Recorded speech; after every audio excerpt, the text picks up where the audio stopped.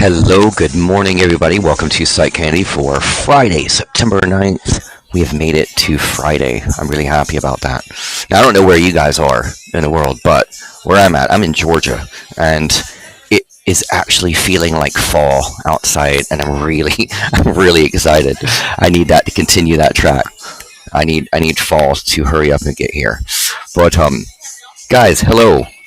Graciela, good to see you. Carol, good to see you. Everybody watching out on YouTube, welcome. Today's show, I am bringing in a part two kind of to yesterday, and it's also a preemptive to the show I'm going to be doing on Monday. And we've been talking about like the impact on the relationship when you're dealing with narcissism and narcissistic abuse and so forth. But one thing is today's show, I want to talk about like a little bit of the aftermath of that.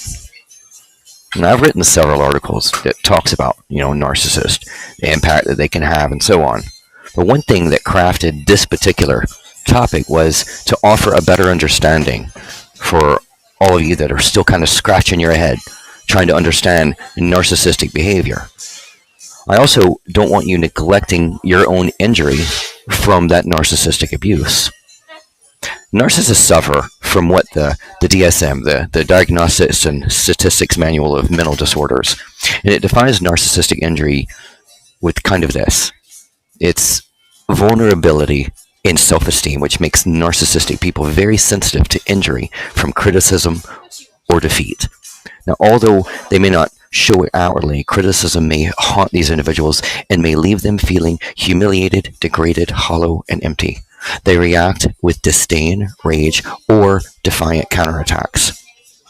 The narcissist may act arrogant, haughty, put on a show that nothing bothers them. And this facade makes it difficult for you to see their inward kind of self-loathing.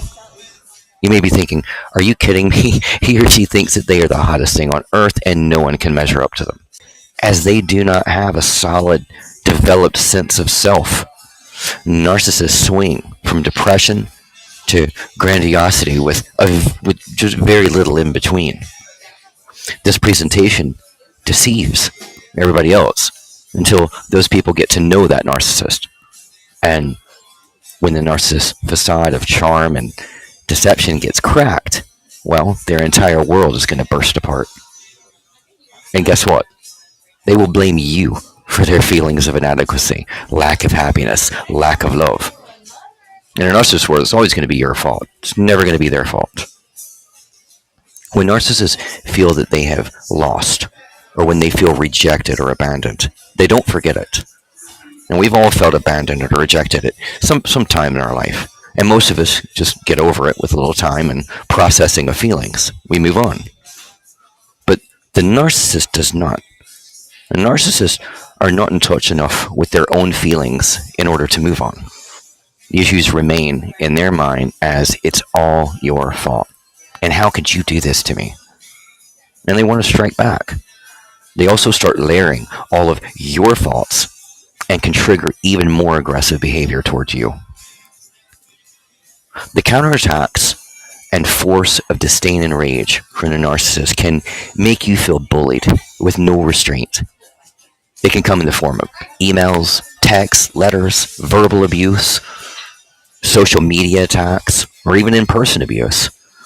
And this narcissistic rage seems to come out of nowhere and can leave you feeling confused and afraid. What are they going to do next? Why did that person do this? And it really makes no rational sense because it's clearly the projection of their own feelings onto others. The lack of accountability in the narcissist is astounding. Like, when you expect that they will see the error of their ways and apologize, you will find them defending themselves. And somehow they find a way to make it all about you, and it becomes your fault. You made me react that way. You did this. Or, you created this. You created my rage. And that's where they go. You have to remember now that someone that is a true narcissist, that part of the brain that most of us have that can process empathy, compassion, emotion, like in that level of care, Like most of us have that. A narcissist, they don't. They don't have that. A lot of times, if you get the apologies or you get, you get the socially accepted, hey, I'm sorry, I'm sorry, I hurt your feelings. All right, they don't really mean it. They're just going to tell you maybe in that moment what they feel like you need to hear in order to help them regain a better footing of how am I going to control you and control this situation. Because remember, in their mind, it's still all your fault. Everything that happens is still your fault. Now, it's important to understand the concept of narcissistic injury so that it can be identified in everyday life. It may be found in our relationships, our leaders, our bosses, our families, and it affects us because it's harmful and abusive. It leaves one self-doubting, wondering what they did to cause the chaos and destructive behavior, when most times you didn't do anything. You were doing the right thing. But they have so much stuff inside of them that's wrong, and so many things that have left them empty and grappling for something that you get caught in that phase, which I'm going to talk about that here in just a second.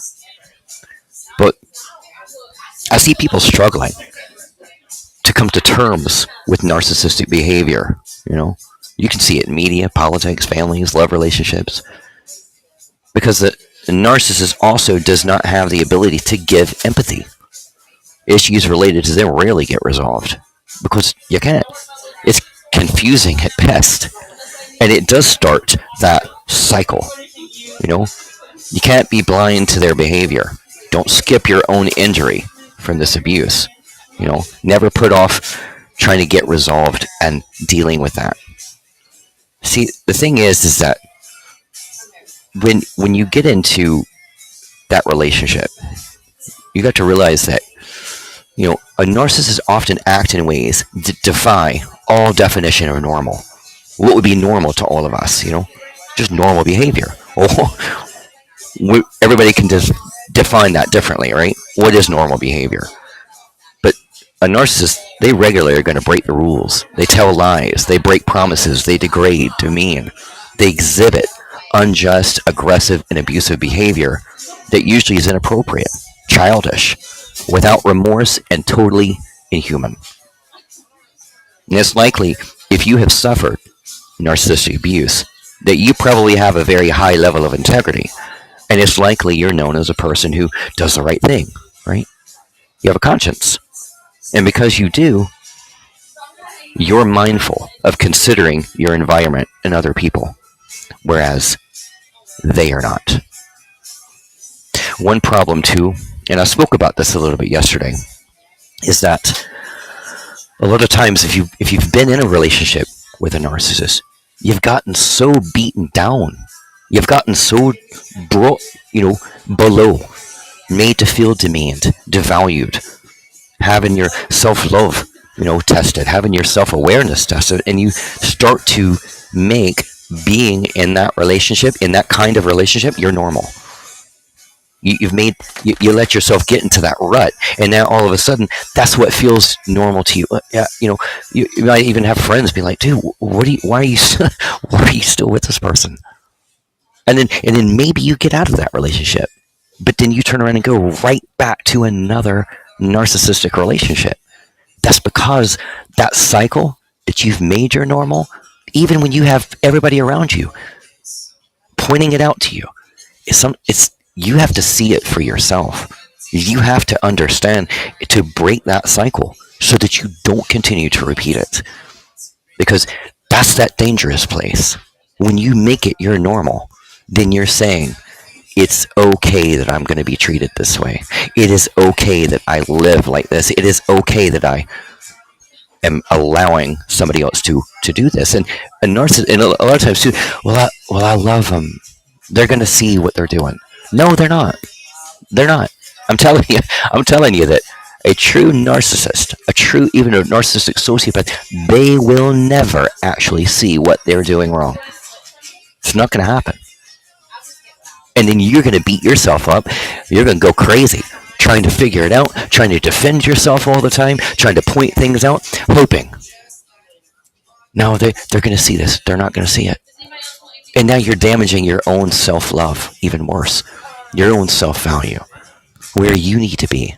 And nobody deserves to live in that kind of component. Nobody deserves to just be beaten down to that point where you kind of give up the fight. That's when that rut becomes your normal. That's when that path becomes what you're just, wow, this is just what I'm used to. And I've dealt with it for so long, It just is. I just deal with it, move on. I can't even tell you how many times I've combated that in couples counseling, where the victim, it's just we've been together 10 years. It's just the way it is. No, it's not. It's not the way it should be. You deserve better. It's time to elevate past it. It's time to break past that toxic, break past that poison. It is truly one of the most damaging, horrible relationships that you could ever be in. And it does have a destruction to it. And sometimes when you get out of that, you got to take the time to fix the destruction. You have to take the time to fix what was damaged inside of you.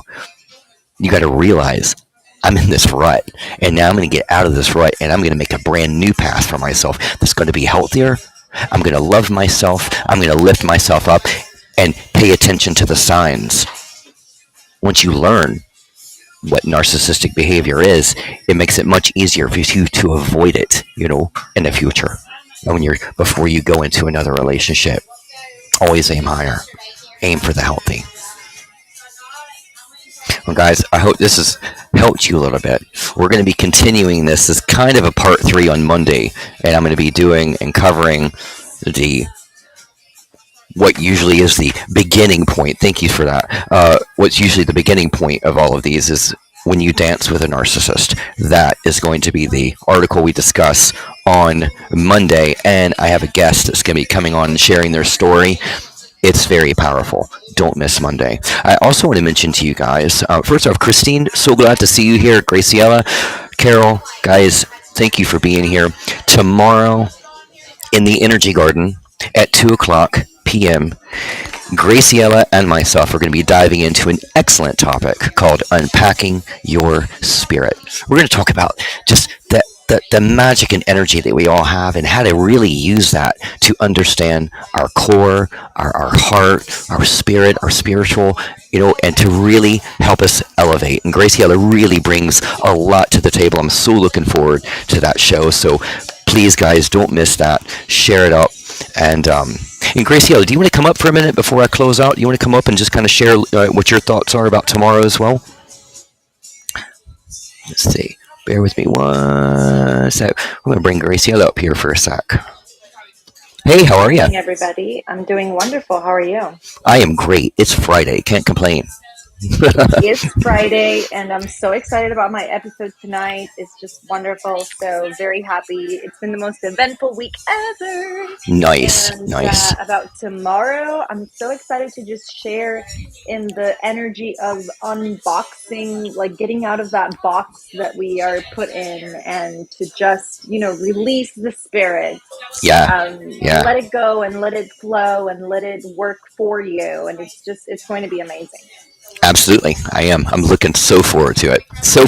Wonderful. Yes. Well, good stuff. So, I'll be there, and I'll be posting it tonight and all over the place. And we'll fantastic. Be tomorrow at 2 p.m. Eastern Standard Time. That's right. 2 p.m. Eastern, right here on Fireside. We will be kicking it off. And totally looking forward to it. Guys, thank you so much for being here. Graciela, thank you for coming up and sharing that as well. And listen, do something great for yourself this weekend. Do something that really, relax this weekend. Do something for you. Tell everybody else, let everybody else go away for a little bit. Do something for you. Do something that makes you feel good, that gives you a release, takes you to a new place. But guys, until next time, until tomorrow, be happy, be healthy, and most importantly, be you. Thank you, guys. Cheers.